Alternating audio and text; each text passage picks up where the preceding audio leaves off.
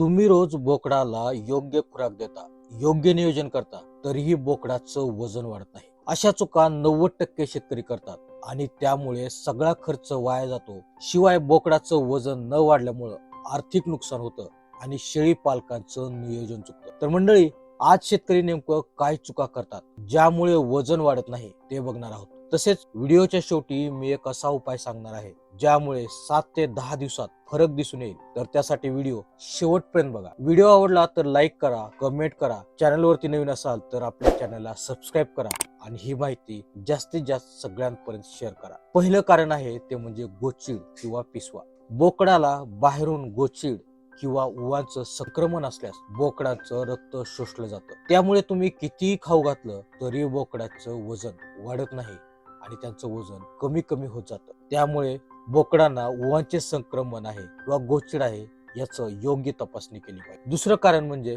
समतोल आहाराचा अभाव. केवळ पाला किंवा गवत दिल्यास वजन वाढत नाही. धान्याचं जसं की मका, गहू, पेंड अभाव वजन वाढीसाठी कारणीभूत ठरू शकतं. त्यामुळे आहार समतोल असणं महत्वाचं आहे. तिसरं कारण म्हणजे आजारपण. जर तुमच्या बोकडाला न्यूमोनिया म्हणजे श्वसनाचा विकार असल्यास बोकड खाणं पिणं कमी करतं. पचन संस्थेचा विकार झाला असल्यास जसं की जुलाब, अपचन यामुळे हे वजन घटतं. शिवाय प्रतिबंधक लसीकरण न झाल्यामुळे लाळ्या, खुरकत किंवा PPR यासारख्या आजारांमुळे बोकडाचं वजन कमी होत जातं. चौथं कारण आहे ते म्हणजे अयोग्य व्यवस्थापन. जसं की जास्त हालचाल. बोकड जर तुमचा खूप दूर चालण्यासाठी फिरत असल्यास त्यांची ऊर्जा वाया जाते, ज्यामुळे वजन घटतं. पिण्यामध्ये अशुद्ध पाणी असेल जसं की गढूळ किंवा अशुद्ध पाणी पिल्याने आजार तयार होतात. आणि जर तुमचा गोठा घाणेरडा असेल, ओलावा असेल, अस्वच्छता असेल, त्यामुळे जंतूचा प्रादुर्भाव होऊन वजन वाढीवरती त्याचा परिणाम दिसतो. पाचवं कारण आहे ते म्हणजे बोकडाची जात म्हणजे ब्रीड.